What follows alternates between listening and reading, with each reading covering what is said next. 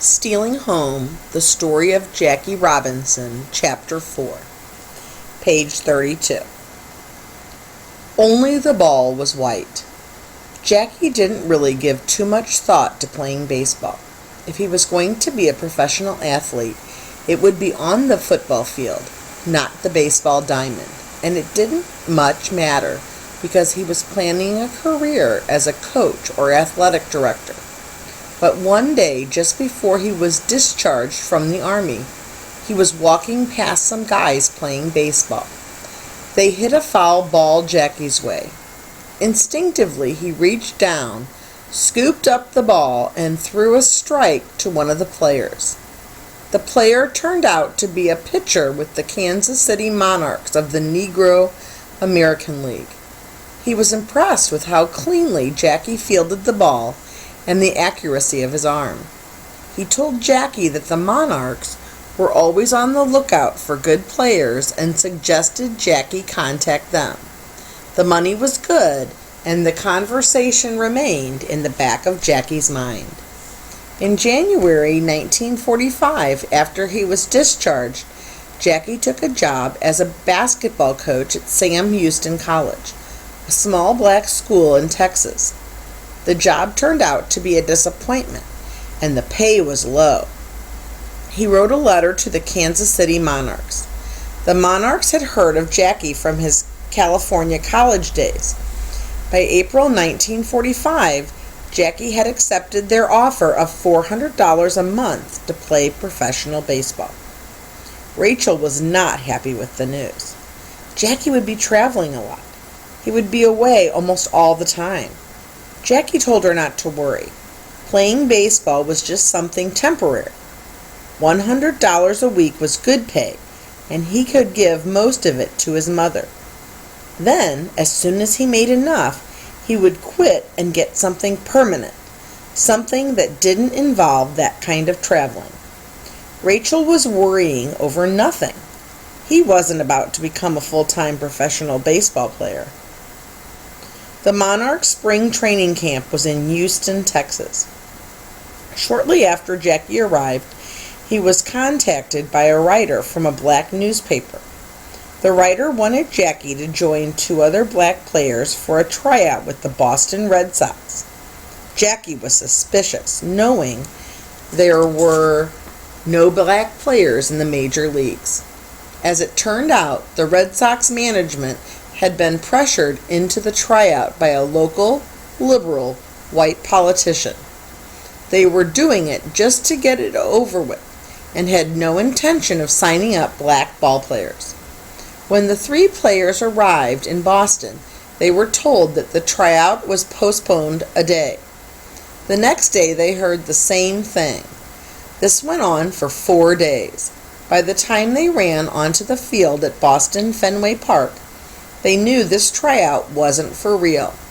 The Red Sox went through the motions, but none of the players expected to hear from them. And they never did. In 1945, when Jackie Robinson joined the Kansas City Monarchs, Major League Baseball was a white man's game. It had been that way ever since organized baseball began in 1869. Organized baseball meant official leagues and teams, schedules that could be depended on, and players' contracts and salaries. Blacks were not allowed to play in organized baseball, which was to become today's American and National Leagues. Any team that had a black player wasn't allowed in the league, and that was the end of that.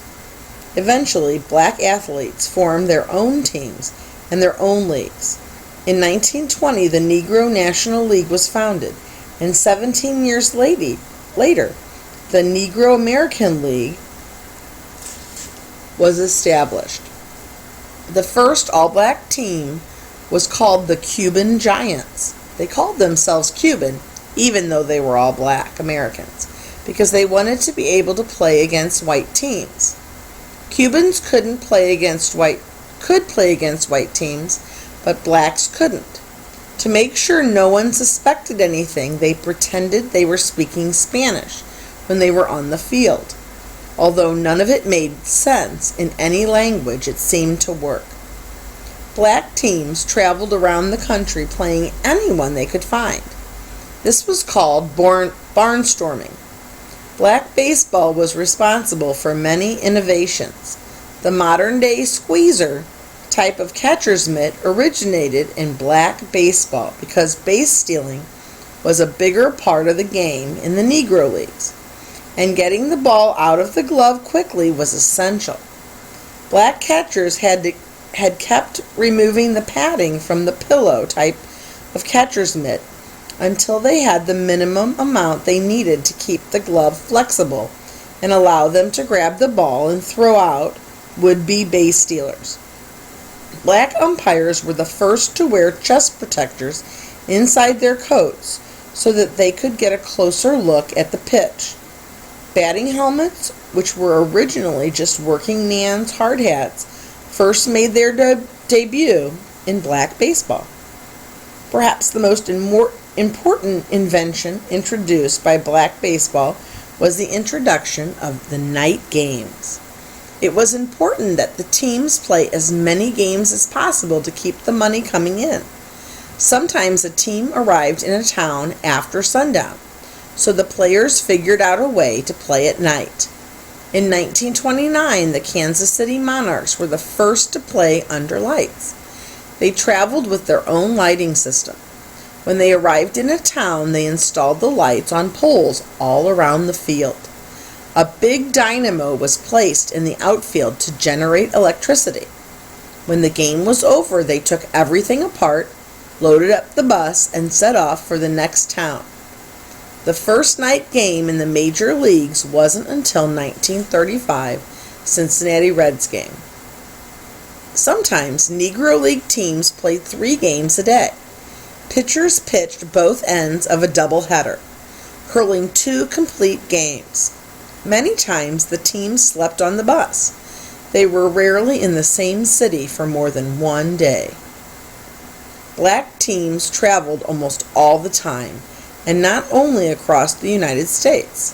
In the spring and summer, they played other black clubs and some semi-pro white teams. But in the winter, it was too cold to play in the U.S., so they went south to Cuba, South and Central America, Mexico, and the Caribbean. Some black players developed national reputations, even though their names were never mentioned in white newspapers. Josh Gibson was a home run hitter known as the Babe Ruth of black baseball. It was said that Cool Papa Bell was so fast he could turn off the light in his hotel room and be asleep before it got dark. Satchel Paige became a legend. He was such a good pitcher that if a batter fouled off a pitch or two, they said that Satchel didn't have his stuff that day. After striking out against Satchel, one hitter was walking back to the dugout. The on-deck batter asked him what Paige was throwing. "I don't know," the batter said. "I didn't see it." A few white fans in segregated America had heard about Paige or Bell or Gibson. Later, in the 1950s, many of the players from the Negro Leagues would become the stars of the major leagues. One nicknamed Pork Chops, because that's all he ate on the road, became known simply as Hank Aaron. In 1974, he would break Babe Ruth's record for hitting the most home runs. The commissioner of baseball from 1920 to 1944 was a former judge named Kennesaw Mountain Landis. One of his first decisions was to stop Major League white teams from playing against black teams.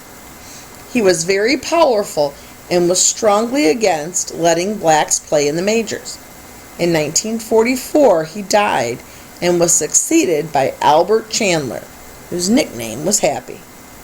By the time Happy Chandler took over, things had started to change. Many of these changes were because of World War II. Both around the world and in America, soldiers returned from the war with different views. Many white and black American soldiers came home with a different attitude toward each other. Blacks would no longer accept being treated as second-class citizens. They were tired of being considered only good enough to be shoeshine boys, train porters, and servants, but not much else.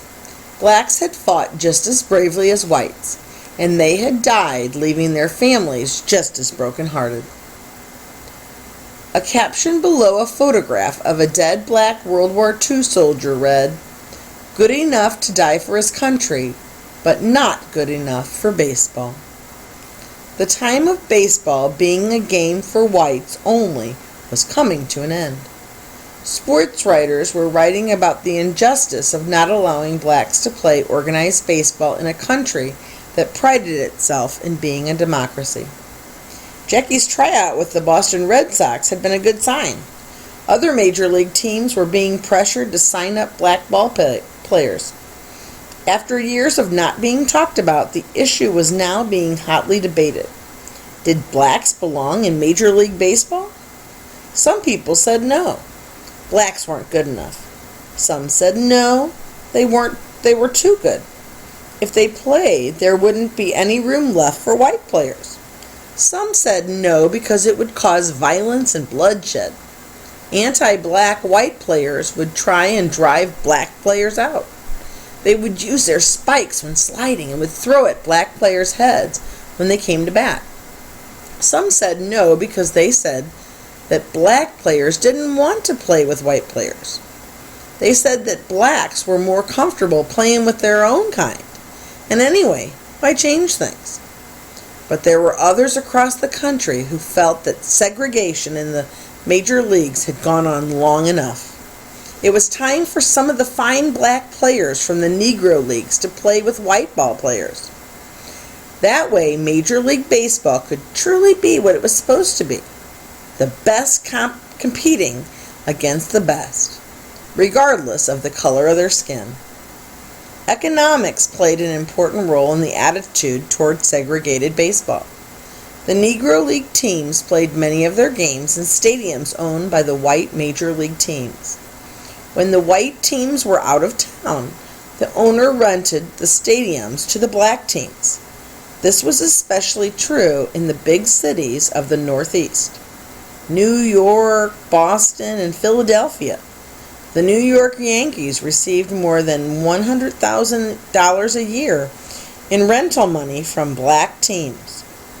The white owners were afraid that if blacks were allowed to play in the major leagues, the Negro Leagues would fold. Then the stadiums would lose all their rental money. The black owners of teams in the Negro Leagues were also worried about money. If blacks could play in the majors, they would go out of business. But none of this could stand in the way of the changes that slowly were coming. After he was named commissioner, Happy Chandler made it clear where he stood on the issue of race and baseball. If a black boy can make it in Okinawa and go to Guadalcanal, 2 important World War II battles, he can make it in baseball.